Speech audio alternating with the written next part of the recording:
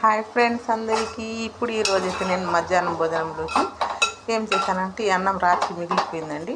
Waste చేయకూడదు కదా, ఏదన్నా కానీ తినే పదార్థాలు వేస్ట్ చేస్తే అలా బర్కత్ తీసేస్తాడు ఇంట్లో నుంచి. అందుకని కొంచెం మిగిలినా ఏదో ఒక ప్లాన్తో అది సేల్ చేయాలి తప్పితే అస్సలు పారేయకూడదండి. నేను అలాగే చేస్తా. అన్నం అయితే అస్సలు పడేయను. లేకపోతే అది కొంచెం అది ఎండబెట్టయినా పౌడర్ లాగా చేసి ఏదో ఒక పిండిలో కలిపేసి వాడుకుంటాం తప్పితే అస్సలు పడేయము అన్నము. రాత్రి చాలా మిగిలింది. ఇప్పుడైతే చికెన్ కర్రీ చేసేసా. ఆ తర్వాత అయితే టమాటా పప్పు ఉండి అదేం పప్పు చారు చేస్తా. ఇప్పుడు టైం 1 గంటగా వచ్చింది కదా, ఇంకా ఈడో అది పప్పు రెడీ అయ్యేసరికి లేట్ అవుతుందని ఇప్పుడు ఈడో తీస్తున్నా ఫ్రెండ్స్, పెడతామని.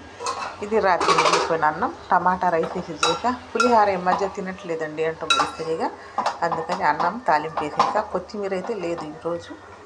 పర్వాలేదులేండి, ఎప్పుడు ఉంటుంటుంది కదా, ఒక్కరోజు లేకపోతే సర్దుకోవటమే, లేని దాని గురించి ఆలోచించకూడదు.